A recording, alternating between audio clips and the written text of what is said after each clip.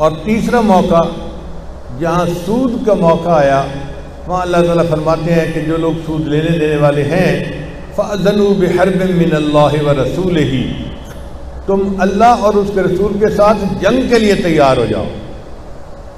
اب آپ بتائیے جو لوگ سودی کاروبار کرتے ہیں وہ تو اللہ اور اس کے ساتھ جنگ شروع کر دیتے ہیں، پھر برکتوں کی تمنا کیسی، دعائیں کیسی، پھر یہ کیسے کہنا جی کہ اللہ ہمارا رزق کھولتا نہیں ہے۔ بھئی ہم نے تو اللہ سے جنگ شروع کی ہوئی ہے، اس لیے یہ سود ظاہر میں نفع نظر آتا ہے اور حقیقت میں یہ بربادی کا دوسرا نام ہے۔ اس لیے مومن کو چاہیے کہ سود سے بہت زیادہ بچے، کام بند ہوتے ہیں ہونے دو، نہیں چلتے نہ چلیں، سود پہ کام نہیں کرنا۔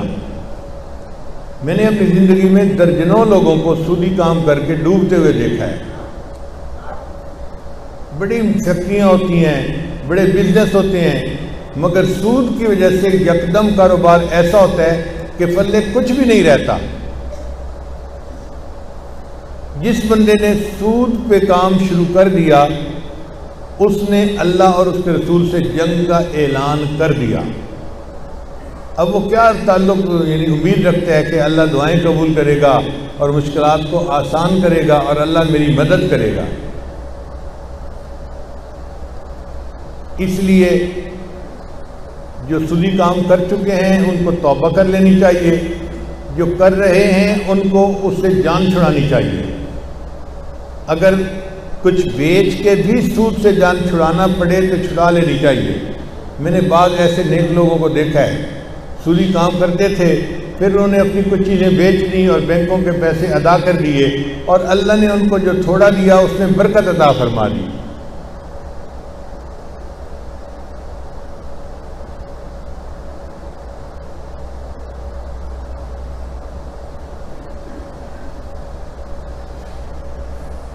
شروع دور کی بات ہے،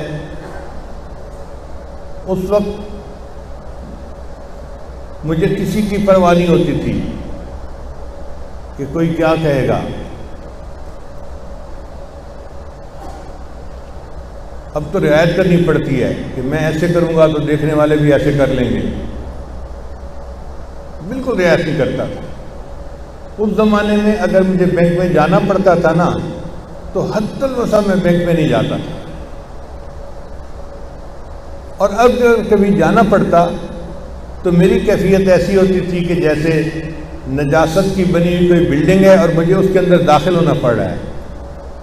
میں وہاں جا کے کرسی پہ نہیں بیٹھتا تھا، وہاں کا پانی پینا، وہاں بیٹھ کے بات کرنا تو دور کی بات ہے۔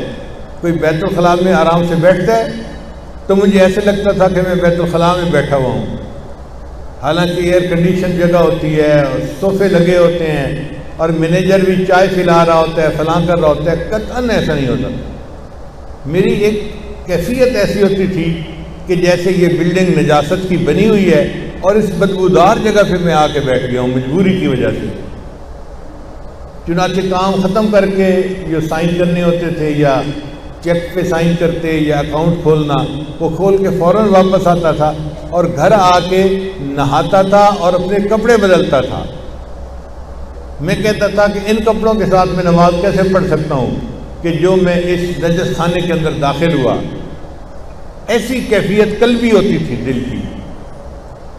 تو مومن کی سود کے بارے میں ایسی کیفیت ہونی چاہیے کہ پتہ نہیں یہ کیا مصیبت ہے کہ جس کی وجہ سے اللہ رب العزت نے فرمایا کہ یہ اللہ اور اس کے رسول کے ساتھ جنگ کرنے کی مانند ہے،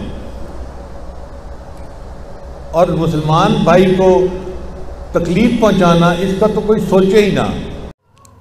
مزید بیانات کے لیے ہمارا چینل سبسکرائب کریں اور بیل آئیکن کو دبائیں۔ جزاک اللہ۔